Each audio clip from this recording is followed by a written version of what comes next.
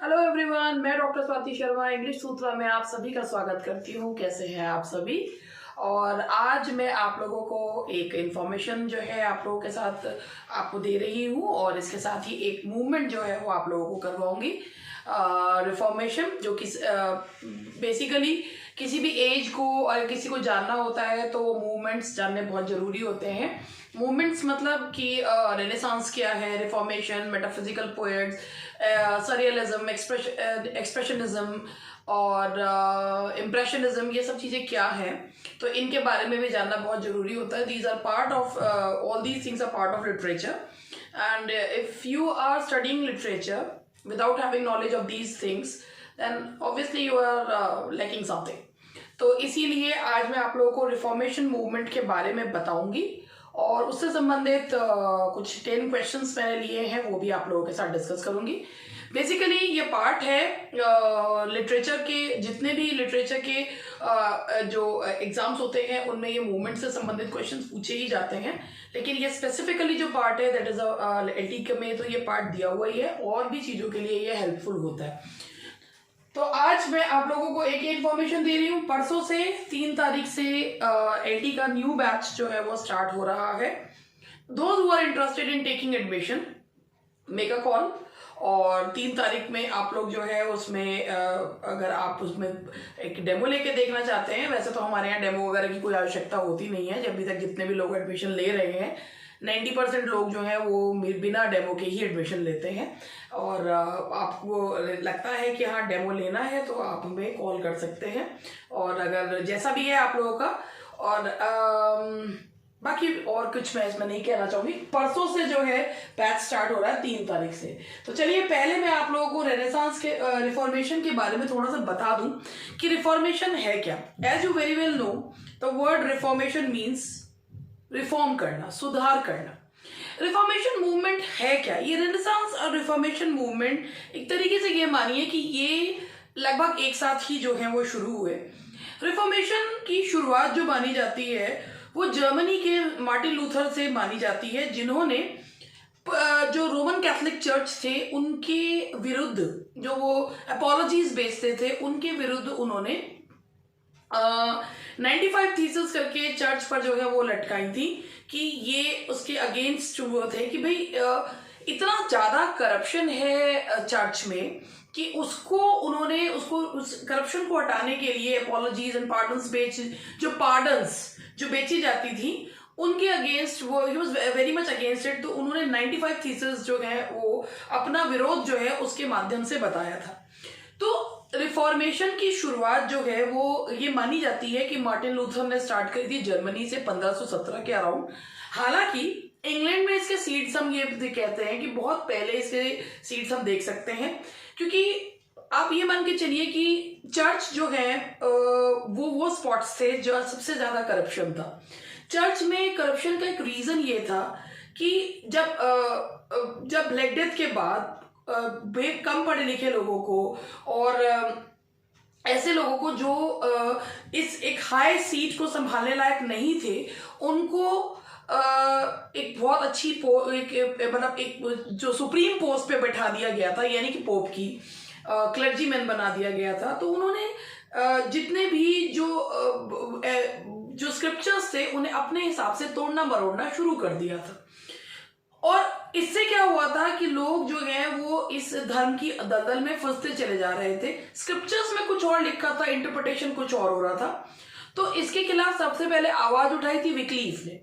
और विक्लीफ ने अपनी उन्होंने सबसे पहले कहा था कि हमारी जो बाइबल है that should be in our language, it means कि वो इंग्लिश में होनी चाहिए। तो उन्होंने बाइबल को ट्रांसलेट करके लोगों को ये बताने की कोशिश करी थी कि आप दूसरे का इंटरप्रिटेशन मत जानिए, आप खुद पढ़िए कि बाइबल में लिखा हुआ क्या है। विक्लीफ ने रिफॉर्मेशन की शुरुआत कर दी थी और इसीलिए उन्हें मॉर्निंग स्टार ऑफ रिफॉर्मेशन कहा जाता है।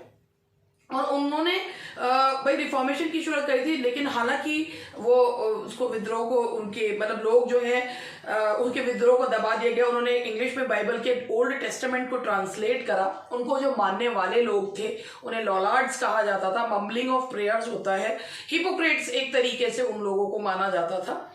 उसके बाद बाइबल ने एक बहुत बड़ी भूमिका निभाई है। बाइबल के बारे में भी मैं आप लोगों को बताऊंगी। अब ये तो हुई दो पार्ट्स की, मार्टिन लूथर ने उससे पहले विक्लीफ ने स्टार्ट कर दिया था।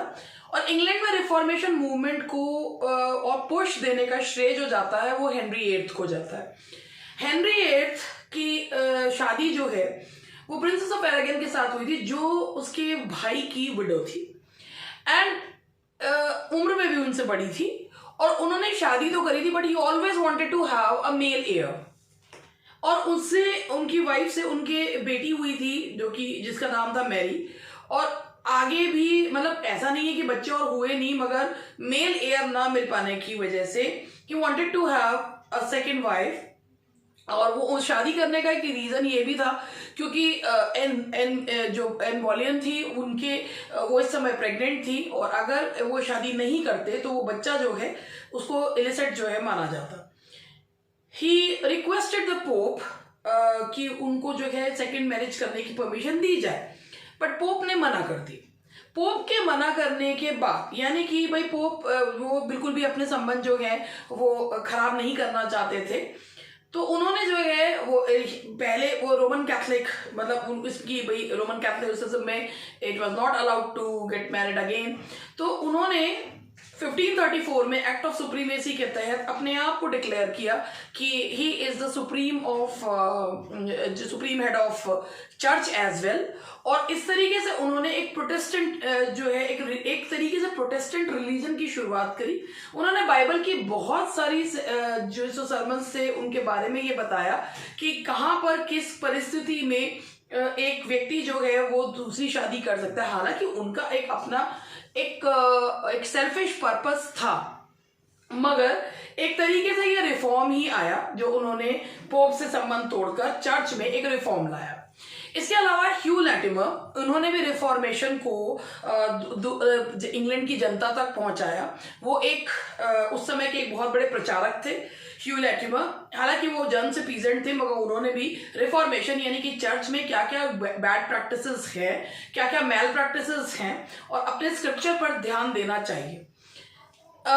हेनरी एट्थ के बाद उनके बेटे एडवर्ड सिक्स ने अपने थोड़े से शासनकाल में उन्होंने भी प्रोटेस्टेंट धर्म को, अभी प्रोटेस्टेंट धर्म क्या है कि जो लोग रोमन कैथलिक चर्च से अलग होकर और जिन्होंने चर्च में बाइबल को मानना शुरू करा और अपने जो है उन्होंने चर्च के से संबंधित करप्शन को हटाने के लिए भूमिका उठाई, प्रोटेस्टेंट्स जो जिन्हें कहा जाता है।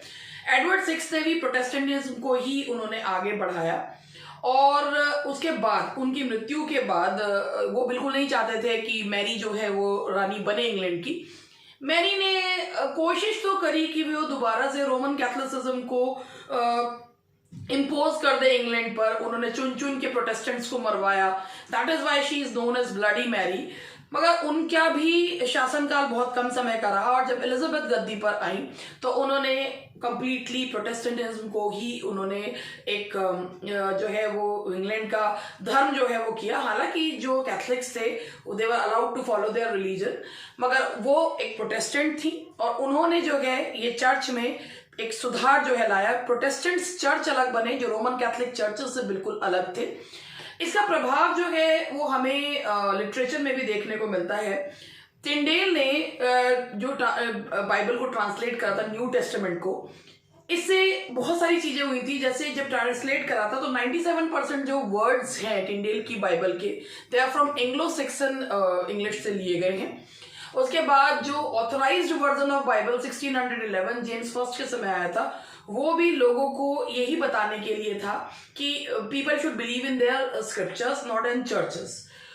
तो ये रिफॉर्मेशन एक ऐसा मूवमेंट था जो पहले शुरुआत तो उसके लिए हुआ था कि केवल एक सुधार के लिए, बाद में एक कल्चरल मूवमेंट भी बन गया था।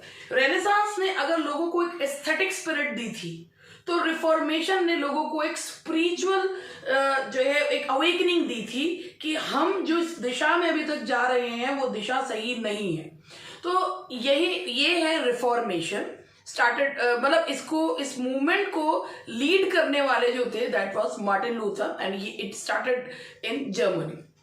तो ये रिफॉर्मेशन के बारे में आपको थोड़ा सा मैंने बताया। अब आप लोग इसके संबंधित जो क्वेश्चंस हैं पहले मैंने आपको बताया, अब आप क्वेश्चंस देखिए। विच movement specially known for making religion free from corruption and superstitious thoughts. तो which movement is especially known for making religion free from corruption and superstitious thoughts। तो ये इसका मीनिंग ही यही है कि कौन सा वो मूवमेंट है जो रिलीजन को करप्शन एंड सुपरस्टिशियस थॉट से अलग करने के लिए जाना जाता है। तो that is reformation. It means किसी चीज में reformation to remove malpractices from churches. And the next question is, ये क्या है?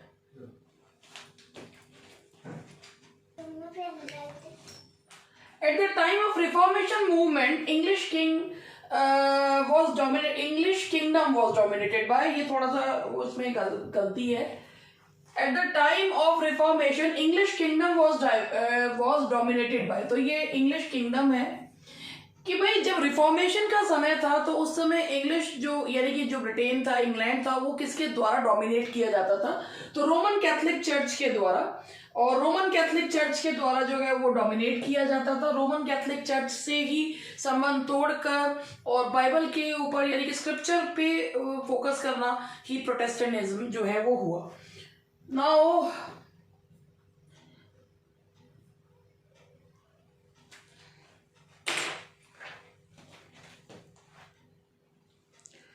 इन reformation movement one can find, reformation movement में एक व्यक्ति को क्या चीज मिलती है? The decline of feudalism, the rise of nationalism, the rise of common law, all of these. भाई फ्यूडलिज्म का अंत, राइज ऑफ नेशनलिज्म की एक नेशनल फीलिंग की भावना आना, और the rise of common law का जो है वो आना। तो इसका आंसर है ये तीनों चीज जो है वो रिफॉर्मेशन से आई थी, क्योंकि रोमन कैथोलिक चर्च से एक संबंध टूटना। तो all of these, the answer is all of these. Now the next question is the communication of new knowledge and ideas among scholars and the upper and middle class found in which movement? Communication of new knowledge and ideas among scholars and the upper and middle class found in, भाई देखिए communication of new knowledge, एक new knowledge का communication. देखिए जो printing press थी, communication of new knowledge को जो printing press के माध्यम से एक जो है वो एक न्यू नॉलेज का कम्युनिकेशन हुआ था। एंड आइडियाज अमंग स्कॉलर्स, और स्कॉलर्स के बीच में एक न्यू आइडियाज का आना और एक रिफॉर्म मूवमेंट का आना। तो the communication of new knowledge and ideas among scholars and the upper and middle class found in which movement? तो इसका जो जवाब है, वैसे तो भाई ये जो क्वेश्चन पूछा गया है इसमें सिर्फ कम्युनिकेशन ऑफ न्यू नॉलेज के बारे में पूछा गया है और आइडियाज के बारे में पूछा गया है। इसमें कहीं से कहीं तक भी रिफॉर्म के बारे में नहीं है। तो दैट इज रेनेसांस। ये रेनेसांस है, रिफॉर्मेशन इसको नहीं कह सकते, क्योंकि रिफॉर्मेशन में तो जो नॉलेज थी न्यू उसमें सुधार की बात थी। तो that is renaissance. In which movement the supremacy of Pope brought to an end? कौन से मूवमेंट में पोप जो कि एक जेनिथ पर बैठे हुए थे, एक टॉप पोजीशन पर बैठे हुए थे, उसे बिल्कुल जो है उस पोजीशन को खत्म कर दिया गया। प्रोटेस्टेंट जो रिलीजन था उसने रोमन कैथोलिसिज्म की जगह ले ली। तो वो कौन सा मूवमेंट था? That was reformation. चर्च की व्यवस्था में सुधार, चर्च में बिल्कुल करप्शन फ्री करना, that is reformation. Who first attacked the papacy and the mass as institution? सबसे पहले इंग्लैंड में जिन्होंने जो अटैक किया था पेपल अथॉरिटीज के खिलाफ, दैट वाज विक्लीफ ने अटैक करा था। और उसके बाद उन्होंने, क्योंकि उनका ये मानना था, ये मैं पहले भी बता चुकी हूँ, कि बाइबल हमारी खुद की भाषा में होनी चाहिए। और जॉन विक्लीफ, ये the answer is John Wycliffe. What is the term which is used for the followers of Wycliffe? ये मैं पहले ही आपको भी बता चुकी हूँ कि विक्लीफ के फॉलोअर्स को लॉलार्ड्स कहा जाता था। लॉलार्ड्स मीन्स मम्बलिंग ऑफ प्रेयर्स, और वैसे ये हिपोक्रेसी से ये सब वर्ड जो है वो रिलेटेड है। तो लॉलार्ड्स कहा जाता था उनके फॉलोअर्स को। Which English king patronized Protestantism in England? Protestantism को इंग्लैंड में जो एक पोषित किया वो किसने करा? हेनरी VIII ने, because he wanted to have a male heir and he wanted to get married again. तो उन्होंने जो है उन्होंने सबसे पहले 1534 में एक्ट ऑफ सुप्रीमेसी के तहत he declared himself the supreme head of the church. तो ये है Henry eight, that is the, Henry eight. Why Henry VIII broke with Roman Catholic Church? Roman Catholic church के साथ ब्रोक, इनका जो है वो उनका अपना जो जितने भी संबंध थे तोड़ने का एक ही रीजन था, he wanted to get married again. It did not allow king a second marriage, it did not allow king a third marriage, it did not allow, और तो ये सेकंड मैरिज के लिए, that was second marriage. Why Henry VIII wanted to do second marriage? Henry VIII second marriage करना चाहते थे for a male child, that is C, for a male child. Although Henry VIII married 6 times, लेकिन mail air Edward 6 था, वो भी एक कमजोर राजा था। एंड दिस इज ये जो है बस आज के लिए यही क्वेश्चंस थे। तो ये रिफॉर्मेशन पर बेस्ड कुछ क्वेश्चंस थे। आई होप कि रिफॉर्मेशन का एक छोटा सा सेशन आप लोगों को ये पसंद आया हो। तो बस इसी सेशन के साथ आज का सेशन मैं समाप्त करती हूँ, जल्द ही मिलती हूँ आपसे। Good night and take care.